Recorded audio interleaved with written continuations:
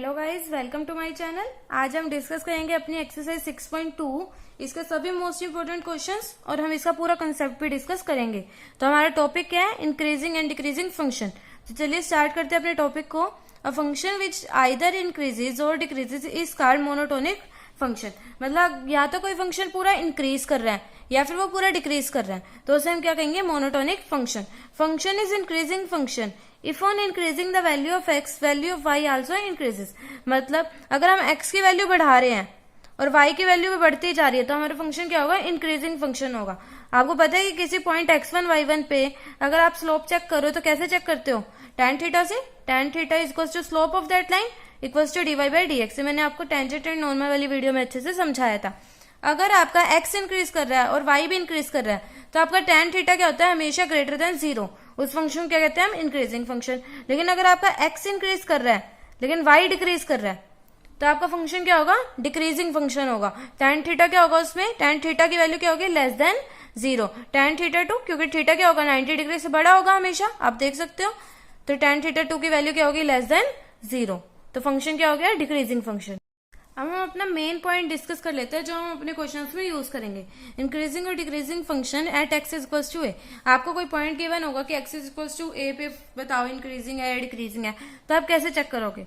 A function is increasing function at x is equals to a if f dash x greater than equal to 0 at x is equals to a. आपको सिर्फ इतना ही check करना है कि उस function का derivative मतलब d y by d x slope अभी मैंने बताया ग्रेटर देन या फिर इक्वल टू 0 है तो वो फंक्शन क्या होगा? इंक्रीजिंग फंक्शन होगा।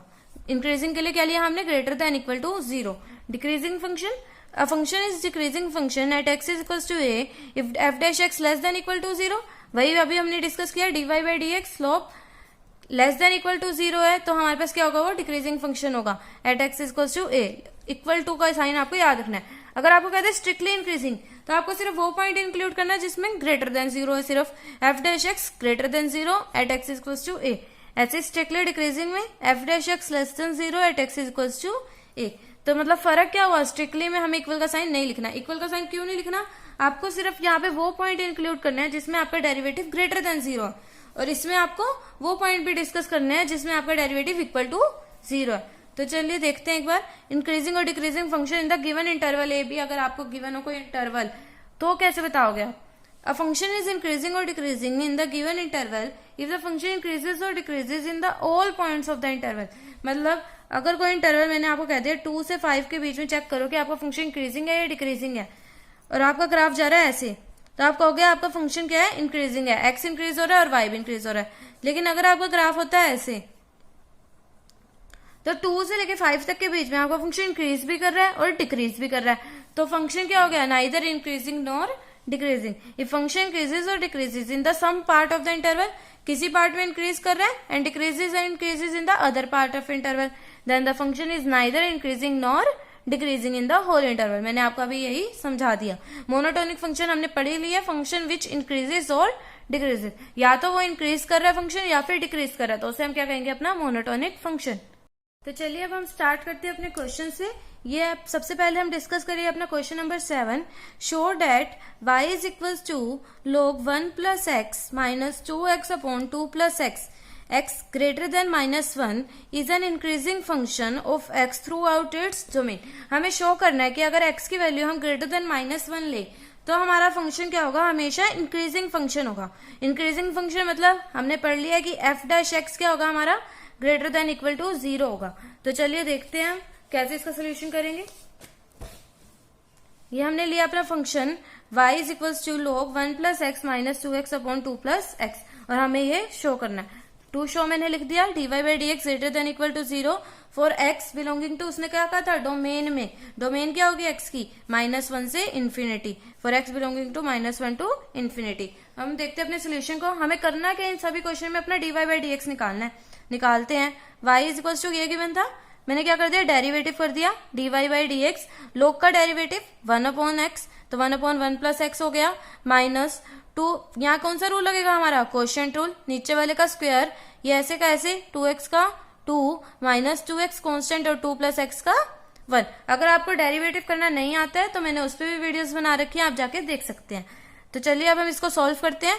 मैंने क्या कर दिया? अंदर मल्टीप्लाई कर दिया 2 और 2 4 2 2 ज़ा 4 प्लस 2x माइनस 2x, तो मेरे पास यहाँ क्या बच गया 4 1 माइनस x और यहाँ पे 2 प्लस एक्स का स्क्वायर, मैंने एलसीएम लिया अगर, तो यहाँ पे ये बच गया। अगर आप इसकी कैलकुलेशन अब यहाँ करते हो तो आप देखोगे डीवाई बाई डी एक्स आपका आखिरी में किसके इक्वल बचेगा, एक्स स्क्वायर अपॉन में 2 प्लस एक्स का स्क्वायर प्लस 1 प्लस एक्स।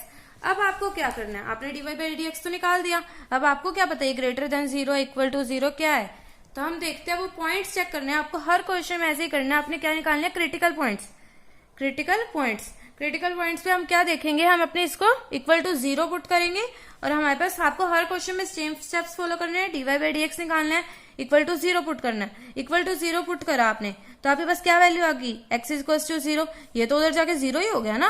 अगर मैं इसको इक्वल टू 0 रखती हूँ तो मेरे पास एक्स इक्वल टू 0 आ जाएगा डायरेक्ट। लेकिन अब मैं क्या करूं, एक्स इक्वल टू 0 की तो मुझे जरूरत भी नहीं है, वैसे भी मतलब जरूरत तो है, लेकिन हमें क्या करना है आगे, हमें नीचे डिनोमिनेटर से भी पॉइंट्स चाहिए अपने। जब भी आपके पास डिनोमिनेटर में कोई भी फंक्शन हो तो आपको उससे भी पॉइंट्स निकालने पड़ेंगे। आप इसको इक्वल टू 0 पुट करो तो आपके पास क्या आ जाएगा, एक्स इज इक्वल टू -2 और यहाँ से क्या आ जाएगा, एक्स इज इक्वल टू -1। तो ये हो गया आपके 3 क्रिटिकल पॉइंट्स। अब हम इसको नंबर लाइन पे अलाइन करेंगे। ये होगी नंबर लाइन, आपको हमेशा कैसे बनानी है, -इन्फिनिटी से इन्फिनिटी। जो आपके 3 पॉइंट्स है उन्हें लाइन वाइज लिखो, 0 -1 -2। अब आपको पता है कि आपके ये दोनों पॉइंट्स कहाँ से आए थे, डिनोमिनेटर से, तो आप इन्हें हमेशा ओपन इंटरवल में रखोगे, मतलब इन्हें कभी भी आप इंक्लूड नहीं करोगे। और ये कहाँ से आए थे आपके, क्लोज इंटरवल से, तो हो गया क्लोज इंटरवल। तो चलिए देखते हैं हम, क्योंकि हम अगर यहाँ लिखते हैं टर्निंग पॉइंट्स तो आपका सिर्फ वो इंक्लूड होता है जहां पे फंक्शन इक्वल टू 0, इसलिए हम क्या लिखते हैं, अपने क्रिटिकल पॉइंट्स लिखते हैं। ये कौन से पॉइंट होते हैं, जहां पे फंक्शन ना तो इंक्रीज कर रहा है ना ही डिक्रीज कर रहा है। तो देखते हैं, अब हमारे पास क्या हो गया, -2 -1 और 0, 3 पॉइंट हो गए। 0 को मैंने क्या रख दिया, क्लोज इंटरवल में रख दिया, मतलब मैं इसे इंक्लूड कर सकती हूँ, यहाँ पे मेरा इक्वल टू 0 है फंक्शन। अब हम देखते हैं इसको सोल्व कैसे करते हैं। आपको सोल्व करने के लिए हमेशा प्लस से स्टार्ट करनी है अपनी नंबर लाइन, प्लस माइनस। लेकिन इस क्वेश्चन में क्या अलग है, इस क्वेश्चन में अलग ये है कि आपने यहाँ लिख दिया प्लस, अब आपको क्या लिखना चाहिए था, यहाँ माइनस। तो लेकिन अब क्या होगा, आप देखोगे 0 आपका कहाँ से आया था, यहाँ से आई थी value, x square two equal to 0 put करके आई थी ना आपकी वैल्यू 0। लेकिन जब भी आपका स्क्वायर हो, इस क्वेश्चन में आपके ऑलमोस्ट सारे टाइप्स कवर हो जाएंगे, जब भी आपका स्क्वायर से 0 वैल्यू आ रही है, कोई भी वैल्यू आ रही है, मतलब स्क्वायर से आ रही है, तो आप क्या करोगे, साइन चेंज नहीं करोगे। तो प्लस है तो आगे भी प्लस ही रहेगा। अब हम देखते हैं -1 वैल्यू, ये तो सिंपल से आई थी तो मतलब पॉजिटिव है, तो यहाँ क्या हो जाएगा, नेगेटिव। -2 वैल्यू, ये भी स्क्वायर से आई थी तो मतलब सेम साइन रिपीट होगा, मतलब हमें पता चल गया जहां स्क्वायर है वहां साइन रिपीट होने वाला है हमारा। तो आपने यही करना है, इसको हमेशा आप ओपन इंटरवल में ही लगाओगे क्योंकि ये आपके नीचे से आए हैं पॉइंट। अब हम देख लेते हैं, हमें पता चल गया कि हमारा f dash x greater than equal to 0 कहाँ पे है, ग्रेटर देन इक्वल टू 0, मतलब जहां पॉजिटिव साइन है वो किसके बीच में हो गया, -1 टू इन्फिनिटी, क्योंकि यहाँ क्या है, पॉजिटिव साइन। और इक्वल टू 0 का भी एक पॉइंट मिल रहा है हमें, यहाँ पे क्या होता है हमारा, इक्वल टू 0 है ना हमारा f डैश एक्स, आप पुट करके देखो 0 वैल्यू, f डैश एक्स क्या हो जाएगा, 0 हो जाएगा। तो मतलब f dash x equal to 0 भी आ रहा है हमारे पास और ग्रेटर देन 0 भी आ रहा है for x belonging to -1 to infinity. तो इसी तरह से हमने क्वेश्चन प्रूफ कर दिया। तो चलिए अब हम देखते हैं अपना नेक्स्ट क्वेश्चन, जो कि है question number 8। Find the value of x for which y is equals to x -2 का whole square is an increasing function. हमें x की वो वैल्यूज निकालनी है जिसपे हमारा फंक्शन क्या हो, इंक्रीजिंग फंक्शन हो। तो चलिए स्टार्ट करते हैं अपने क्वेश्चन को। हमें क्या करना है, अपने सेम स्टेप्स रिपीट करने हैं। f डैश एक्स लिखा मैंने, मतलब dy बाई डी एक्स लिखा, तो मेरे पास क्या हो गया, इसका मुझे डेरिवेटिव लेना है, तो मैं क्या लगाऊंगी, चेन रूल। 2 आगे आ गया, अंदर वाला कांस्टेंट, अब इसका डेरिवेटिव लेते हैं, x कांस्टेंट, इसका डेरिवेटिव 1 प्लस x -2 कांस्टेंट और इसका डेरिवेटिव 1। तो आपके पास यहाँ पे क्या बचा, सोल्व करोगे 2x -2, तो यहाँ क्या बच गया, x -1। अगर मैं 2 कॉमन ले लूं तो यहाँ क्या बन गया, 4x x -2, क्योंकि मैंने x भी यहाँ से कॉमन ले लिया। अब मुझे क्या करना है, अपना f डैश एक्स को इक्वल टू 0 पुट करके देखना है। मैंने इक्वल टू 0 डाला तो एक वैल्यू तो मेरे पास क्या आ गई, x इज इक्वल टू 0, एक वैल्यू क्या आ गई, x इज इक्वल टू 2 और एक वैल्यू क्या आ गई, x इज इक्वल टू 1। तो आपके पास क्या आ गई, x is equal to 0, x is equal to 2 और x इज इक्वल टू 1। तो ये हो गया आपका सिंपल सा। मैंने क्या करना था, तीनों को नंबर लाइन पे पुट करके देखा, 0 1 2 -इन्फिनिटी प्लस इन्फिनिटी। अब हम देखते हैं हमारे पास तीनों वैल्यू कहाँ से आ रही है, पॉजिटिव, मतलब कोई ना कोई इवन नंबर है ना ऊपर। आप देखो 4x x -2 x 1, मतलब स्क्वेयरिंग तो नहीं है यहाँ कहीं पे भी। अगर यहाँ स्क्वायर लगा होता तो मैं क्या करती, साइन रिपीट कर देती अपना, लेकिन हमारे पास स्क्वायर नहीं है तो मुझे क्या करना है, साइन चेंज करना है, पॉजिटिव नेगेटिव, क्योंकि यहाँ ऊपर पावर क्या है, ओड है, पॉजिटिव नेगेटिव। अब मुझे चेक क्या करना था अपने क्वेश्चन में, हमें निकालने थे इंक्रीजिंग के लिए पॉइंट, कि कौन कौन से इंटरवल में हमारा इंक्रीज कर रहा है। तो जहां हमारा पॉजिटिव साइन है वहां हमारा क्या हो जाएगा, फंक्शन इंक्रीजिंग हो जाएगा। और इंक्रीजिंग में क्या इंक्लूड करते हैं हम, इक्वल टू 0 वाले भी इंक्लूड करते हैं, मतलब हमें इन पॉइंट्स को भी क्या करना है, इंक्लूड करना है। आप इतना याद रखो, इंक्रीजिंग में हम इक्वल टू 0 भी इंक्लूड करते हैं, तो यहाँ पे हमारा इक्वल टू 0 है तो हम इन्हें भी इंक्लूड करेंगे। तो मतलब इंक्रीजिंग में हम क्या लगाते हैं, क्लोज इंटरवल, और स्ट्रिक्टली इंक्रीजिंग में हम ऑलमोस्ट क्या लगाते हैं, ओपन इंटरवल लगाते हैं। कैसे लगाते हैं ये आपको समझ आ गया होगा कि f dash x greater than equal to 0 है, कौन कौन से इंटरवल में, यहाँ पे और यहाँ पे। तो 0 से 1 इक्वल टू 0 है ना, 0 पे भी और 1 पे भी, तो 0 से 1 यूनियन 2 टू इंफिनिटी। तो function is a increasing function in the interval 0 to 1 union 2 to infinity. आपको ये भी क्या करना है, क्लोज कर, इन्फिनिटी तो हमेशा ओपन ही होता है आपका, 0 to 1 यूनियन 2 टू इन्फिनिटी। तो चलिए अब हम डिस्कस करते हैं अपना नेक्स्ट क्वेश्चन, जो कि हमारा question number 9th। Prove that y is equals to 4 sin theta upon में 2 plus cos theta minus theta is an increasing function of theta in 0 to π/2 close interval. हमें प्रूफ करना है कि अगर आप ये इंटरवल चेक करो तो आपका फंक्शन क्या होगा, इंक्रीजिंग फंक्शन होगा। ये हमें प्रूफ करना है। ये क्वेश्चन आपका मोस्ट इंपोर्टेंट क्वेश्चन है। यही सेम क्वेश्चन आपको स्टेटमेंट थोड़ी थोड़ी चेंज करके 3 बार दे रखा है इसी एक बुक में, एनसीईआरटी में। तो देखते हैं कितना इंपॉर्टेंट क्वेश्चन है और कितना ईजी है। देखते हैं, y इज इक्वल्स टू, हमारे पास स्टेटमेंट हो गई 4 sin थीटा अपॉन में 2 plus cos theta minus theta is increasing in 0 to π/2। हमें करना तो वही है, dy/d निकालते हैं। मैंने क्या कर लिया, इसका नीचे वाले का स्क्वायर, क्वेश्चन 2 लगाया, स्क्वायर सेम टू सेम ऊपर 4 sin थीटा का कोस theta minus 4 sin theta constant 2 plus cos theta का माइनस sin थीटा माइनस, बच्चे ये भूल जाते हैं थीटा का स्क्वायर, थीटा का क्या होगा डेरिवेटिव 1, तो थीटा का डेरिवेटिव भी हमने लिख दिया। अब मुझे क्या करना है, सिर्फ अब मुझे इसकी कैलकुलेशन करनी है। मैंने एलसीएम लिया तो मेरे पास 2 प्लस कोस थीटा ऊपर भी चला गया, 2 प्लस कोस थीटा का स्क्वायर, और यहाँ पे भी क्या हो गया, मैंने अंदर कैलकुलेशन सोल्व कर दी सिर्फ, और मैंने कुछ भी नहीं किया अभी तक। अब मैं देखती हूँ 8 कोस थीटा प्लस 4 माइनस 4, ये कैंसिल हो गए, 4 प्लस 4, क्योंकि यहाँ पे क्या हो गया, sine square theta plus cos square theta अपने आप 1 हो गया। और अब आप इस कैलकुलेशन सोल्व करी तो आपने ये 3 आ गए आपके पास, तो ये क्या हो गया आपस में कैंसिल। तो अब आपके पास क्या बचा, 4 कोस theta minus cos square theta upon में 2 प्लस कोस थीटा का होल स्क्वायर। अगर आपने कोस थीटा कॉमन ले लिया तो आपके पास क्या बचा, 4 माइनस कोस थीटा, यहाँ पे 2 प्लस कोस थीटा का स्क्वायर। अब आपको क्या करना है, इसको प्रूफ करने का एक बहुत इजी मेथड है, क्योंकि आपको क्वेश्चन में गिवन है कि इंक्रीजिंग है इन 0 to π/2 क्लोज इंटरवल। इंक्रीजिंग का मतलब क्या होता है, इंक्रीजिंग की हमने डेफिनेशन में ही क्या पढ़ा है कि dy/dx greater than equal to 0 होना चाहिए, है ना। तो आपके पास dy/dx आया क्या है, ये।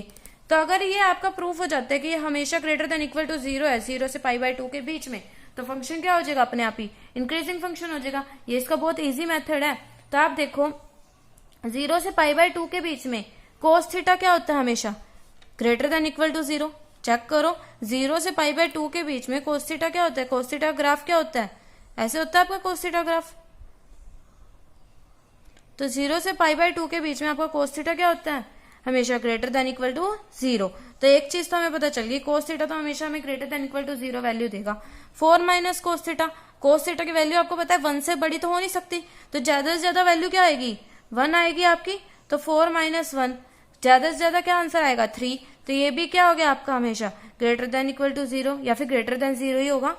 अब हम देखते हैं 2 प्लस कोस थीटा का होल स्क्वायर, ये तो है ही स्क्वायर, तो ये भी क्या होगा, हमेशा ग्रेटर देन इक्वल टू 0। तो आपने यही चेक किया कि कोस थीटा हमेशा क्या होता है, 0 से 1 के बीच में, 0 से π/2 के लिए। तो ये क्या होगा, हमेशा ग्रेटर देन 0, और ये भी क्या होगा, हमेशा ग्रेटर देन 0।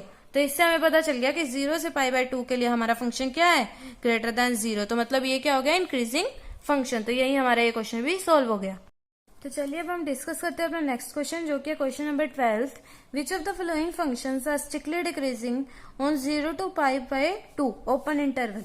उन्होंने कहा कि कौन से फंक्शन है जो स्ट्रिक्टली डिक्रीज कर रहे हैं इस इंटरवल में, cos x, cos 2x, cos 3x, tan x। वैसे तो ये आपका मल्टीपल चॉइस क्वेश्चन है, आप टिक कर सकते हो कि कौन सा फंक्शन इंक्रीज करे कौन सा डिक्रीज करे, लेकिन मैं आपको क्या बताऊंगी, इसका पूरा एग्जैक्ट मेथड बताऊंगी कैसे आपको ये क्वेश्चन करना है। तो देखते हैं, f x is equal to cos x. पहला फंक्शन आपको क्या करना पड़ेगा, वैसे पेपर में आपको कोई अपने आप तो पता चलेगा नहीं, आपको सारे चेक करने पड़ेंगे, तो हम आपको चारों सोल्व करके दिखाएंगे। देखते हैं, cos x is f x is equal to cos x on 0 to π/2 मुझे चेक करना है, तो मुझे क्या करना पड़ता है, f dash x equal to minus sine x। अब आपको पता है, देखो अब मैं एक मेथड बताऊंगी आपको, उसी से आपको सबको सारे क्वेश्चंस करने हैं। आपको क्या प्रूफ करना था कि इसमें डिक्रीज कर रहा है, 0 से लेके π/2 में साइन x की वैल्यू क्या होती है, sine x 0 to π/2, sine x का ग्राफ ऐसे होता है, 0 से लेके π/2 साइन x की वैल्यू तो हमेशा ग्रेटर देन 0 होती है, तो sine x is always greater than 0 in 0 to π/2। अगर आप ओपन इंटरवल की बात करो तो 0 to π/2 में साइन x क्या होगा, हमेशा ग्रेटर देन 0। तो ऐसे ही एफ डैश एक्स के लिए क्या हो गया, मतलब हमें क्या प्रूफ करना है कि डिक्रीजिंग है, डिक्रीजिंग चेक करना है ना हमें, तो डिक्रीजिंग के लिए मतलब हमें एफ डैश एक्स क्या प्रूफ करना चाहिए, लेस देन 0। स्ट्रिक्टली डिक्रीजिंग के लिए हमें क्या प्रूफ करना चाहिए, F dash x less than 0।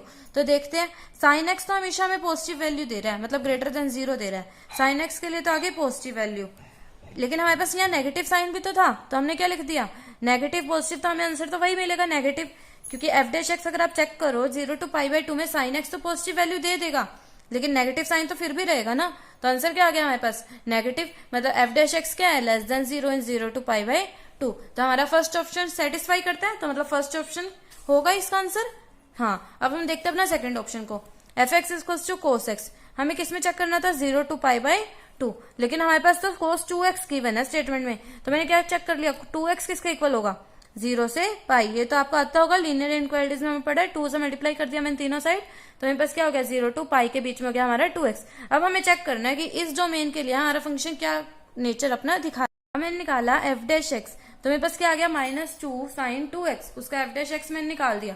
अब मुझे पता है मुझे किसके बीच में चेक करना है, 2x के लिए, 2x किसके बीच में था हमारा, 0 to पाई के बीच में। अब 0 to पाई के बीच में साइन क्या होता है, हमेशा साइन का ग्राफ ऐसे होता है, तो साइन क्या होता है, हमेशा ग्रेटर देन 0। तो 0 to पाई के बीच में अगर 0 to पाई है हमारा 2x, तो हमारा साइन एक्स तो हमेशा हमें ग्रेटर देन 0 वैल्यू दे रहा है, और ये क्या दे रहा है हमें, नेगेटिव साइन, तो मतलब ओवरऑल हमारा फंक्शन क्या हो गया, नेगेटिव।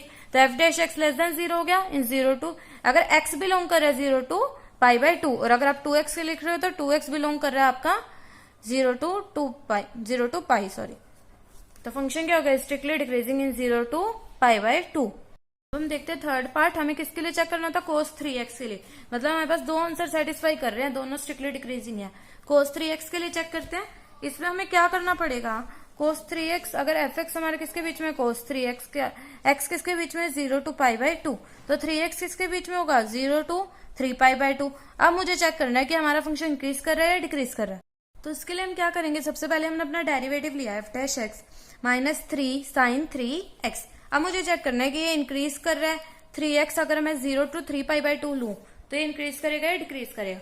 तो हम देख लेते हैं अपने साइन वाले फंक्शन को, साइन का फंक्शन 0 to पाई के लिए तो हमारा ग्रेटर देन 0 है, लेकिन 0 to 3π/2 अगर मैं चेक करूं तो लेस देन 0 है, तो मुझे दो नेचर चेक करने पड़ेंगे। अगर 3x 0 to पाई के बीच में है तो साइन 3x क्या होगा, मेरा ग्रेटर देन 0, ठीक है, साइन 3x क्या होगा, ग्रेटर देन 0। ऐसे ही अगर 3x हमारा लाई कर रहा है पाई से 3π/2, पाई से 3π/2, मैंने पूरा इंटरवल लिया है 0 to पाई, फिर पाई से 3π/2, तो साइन 3x हमें लेस देन 0 दे रहा है। हमने देख लिया कि इसमें तो ये नेचर चेंज कर रहा है। देखते हैं अब एफ डैश एक्स का क्या होगा, अगर इसमें ये पॉजिटिव वैल्यू दे रहा है और ये तो नेगेटिव ही था, तो ओवरऑल आंसर क्या आएगा, नेगेटिव, तो लेस देन 0, तो मतलब फंक्शन क्या हो गया, स्ट्रिक्टली डिक्रीज हो गया इन द इंटरवल 0 to पाई। लेकिन अगर हम चेक करें इस वाले केस के लिए 0 to 3, मतलब पाई to 3π/2, तो हमारा फंक्शन क्या हो जाएगा, नेगेटिव नेगेटिव पॉजिटिव, मतलब ग्रेटर देन 0। तो इसका मतलब क्या हो गया, function is strictly increasing in pi to 3π/2। लेकिन अगर हम ओवरऑल चेक करें 0 to 3π/2, तो उसमें हमारा फंक्शन इंक्रीज कर रहा है, एक बार पहले डिक्रीज कर रहा है, सॉरी पहले डिक्रीज कर रहा है, फिर हमारा फंक्शन इंक्रीज कर रहा है, तो मतलब हम क्या कह सकते हैं कि function is neither increasing nor decreasing. अब हम देख लेते हैं अपना फोर्थ पार्ट, जो कि है f x is equal to 10x। तो हमें क्या करना है, सिर्फ f dash x is equal to second square x, और हमें पता है सेकंड स्क्वायर आ गया तो मतलब हमेशा ग्रेटर देन 0 होगा, तो फंक्शन की स्ट्रिक्टली इंक्रीजिंग इन 0 to π/2। तो चलिए अब हम देखते हैं अपना नेक्स्ट इंपॉर्टेंट क्वेश्चन, जो कि question number 14, find the least value of a such that the function f given by f(x) is equals to x square plus ax plus 1 strictly increasing on 1 से 2। मतलब अगर आपको कई क्वेश्चन कई books में given होगा स्ट्रिक्टली इंक्रीजिंग, कई books में गिवन होगा इंक्रीजिंग, तो हम इसे अपना इंक्रीजिंग से सॉल्व कर लेते हैं ताकि कोई कंफ्यूजन ना रहे। तो इंक्रीजिंग के लिए मुझे क्या लेना पड़ेगा, यहाँ क्लोज इंटरवल 1 to 2। अगर आप स्ट्रिक्टली इंक्रीजिंग से कर रहे हो तो आप क्या करोगे, ओपन इंटरवल 1 से 2। तो आपको क्या करना है, लिस्ट वैल्यू, अगर आपको ये गिवन है कि स्ट्रिक्टली इंक्रीज कर रहा है 1 से 2 में, तो आप बताओ कि ए की कम से कम वैल्यू क्या होनी चाहिए। तो देखते हैं हम अपने क्वेश्चन को कैसे सॉल्व करेंगे। F x equals to this, हमें गिवन है कि फंक्शन इंक्रीज कर रहा है 1 से 2 में, तो मतलब एफ डैश एक्स क्या है हमारा, ग्रेटर देन इक्वल टू 0 है इन 1 to 2।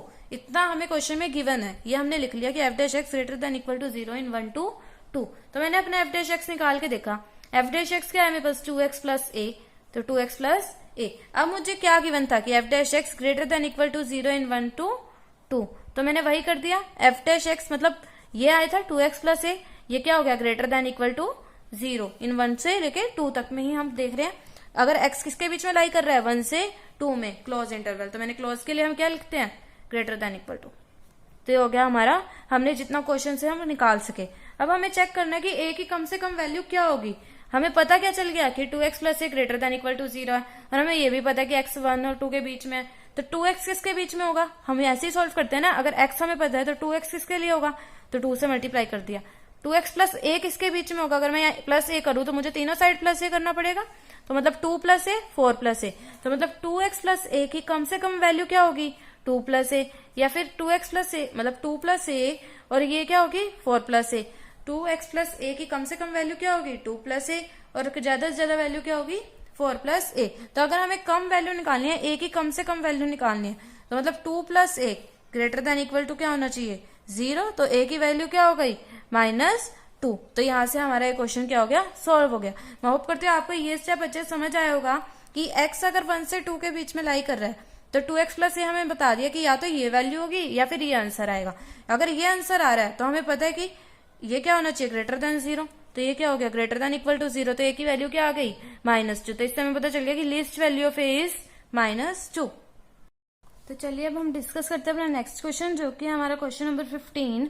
Late I be an interval disjoint from -1 to 1, prove that function f given by f x is equals to x plus 1 upon x is strictly increasing on आई।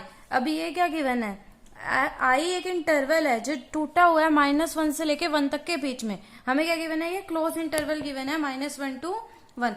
तो मतलब हमारा आई क्या हो गया, देखो अगर हम देखें कि आई एक इंटरवल है जिसमें हमारा -1 से 1 तक नहीं आ रहा, मतलब 1 और -1 भी नहीं आ रहा, और इसके बीच का कुछ भी नहीं आ रहा। मतलब आई क्या हो गया, -∞ to -1 ओपन इंटरवल, क्योंकि -1 तो हमें लेना ही नहीं है, यूनियन 1 to ∞। तो इससे हमें आई तो पता चल गया हमने क्या लेना। अब हम देखते हैं, हमें कहा कि prove that function f given bye, अगर कोई फंक्शन ये गिवन है वो स्ट्रिक्टली इंक्रीज करेगा आई पे, तो स्ट्रिक्टली इंक्रीजिंग के लिए हमें क्या चेक करना होता है फंक्शन का, F dash x greater than 0। तो देखते हैं कैसे करेंगे इसको हम। हमने क्या लिख दिया, एफ एक्स हमारा ये था, एफ डैश एक्स क्या हो गया, -1 अपॉन में 1 plus x square, 1 upon x square. मैंने एलसीएम लिया तो मेरे पास क्या बन गया, x plus 1 x minus 1 upon x square. अब मुझे क्या करना है, अपने क्रिटिकल पॉइंट्स निकालने हैं, सेम पहले वाले तरीके से, इक्वल टू 0 पुट करा, ऊपर से कौन कौन से पॉइंट आए, x equal to -1 x equal to 1, मतलब इन दोनों पॉइंट्स में हमारा फंक्शन क्या है, equal to 0, f dash x क्या है, इक्वल टू 0। तो हमारे क्रिटिकल पॉइंट्स 2 तो ये हो गए, और हमारा क्रिटिकल पॉइंट क्या होगा, नीचे जो हमारा डिनोमिनेटर से आएगा, मैंने आपको बताया था, क्योंकि यहाँ पे हमारा फंक्शन एफ डैश एक्स क्या है, डिफाइंड ही नहीं है, तो हमें यहाँ से भी एक अपना पॉइंट लेना होता है। तो हमने क्या लिख दिया, नीचे वाले को इक्वल टू 0 पुट करा, तो हमारे पास क्या आ गया, x इक्वल टू 0। तो ये 3 पॉइंट हो गए। अब मैंने अपने क्या करना है, अपनी नंबर लाइन पे अलाइन करते हैं, इन्फिनिटी -∞ 1 0 -1। अब हम देखते हैं कि पॉजिटिव नेगेटिव साइन हम कैसे लेंगे। पॉजिटिव से स्टार्ट होती है हमारी वेव हमेशा, आपने क्या लिख दिया यहाँ, पॉजिटिव 0 to 1। अब हम देखते हैं कैसे कि क्या करना है, 1 कहाँ से आया था हमारा, ऊपर वाले से, और यहाँ पे कोई स्क्वायर तो नहीं है, कोई इवन पावर नहीं है, ओड है, तो मतलब साइन चेंज होगा, तो यहाँ पॉजिटिव है तो यहाँ नेगेटिव। अब 0 देखते हैं हमारा कहाँ से आया था, 0 आया था हमारा नीचे से, तो नीचे से था तो हमारे पास, अब देखते हैं स्क्वायर था यहाँ पे, तो नेगेटिव नेगेटिव रिपीट हो जाएगा हमारा साइन, और फिर क्या हो जाएगा, साइन चेंज। तो मैं होप करती हूँ अब आपको ये अच्छे से समझ आया होगा। अब हम देखते हैं ये हमें ओपन में लेना है या क्लोज में लेना है। हमें क्या बताना है, अपना फंक्शन स्ट्रिक्टली इंक्रीजिंग। तो स्ट्रिक्टली इंक्रीजिंग के लिए तो हमें सिर्फ ग्रेटर देन 0 चेक करना होता है, और मैंने आपको बताया था जो पॉइंट आपका डिनोमिनेटर से आएगा वो हमेशा ओपन में रहेगा, और हमें क्या लेना है हमेशा ग्रेटर देन 0। हमें स्ट्रिक्टली इंक्रीजिंग चेक करना है, तो मतलब हमें इन्हें भी क्या करना पड़ेगा, ओपन में रखना पड़ेगा, मतलब हम इन पॉइंट्स को इंक्लूड नहीं कर सकते। तो अगर आप देखो ये एफ डैश एक्स आपका ग्रेटर देन 0 आ रहा है, -1 infinity to -1 union 1 to infinity, तो इसी तरह से हमारा क्वेश्चन ये भी सॉल्व हो गया।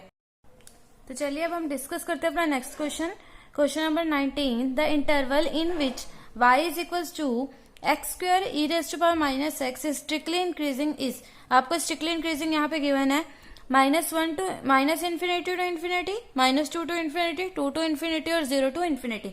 हमें बताना है कि किस इंटरवल में ये स्ट्रिक्टली इंक्रीजिंग है। तो चलिए चेक करते हैं, हम कैसे चेक करते हैं, अपना dy/dx निकाल लेते हैं। तो मेरे पास क्या होगा x square e raise to power minus x का e raise to power minus x और माइनस एक्स का -1 plus e raise to the power x x square का 2x। तो dy/dx क्या हो गया, ये मैंने सॉल्व कर लिया, ये मैंने कॉमन लिया, यहाँ क्या बचा -x प्लस 2। तो हमारे पास सॉल्व करके क्या आया -x e raise to power -x x -2।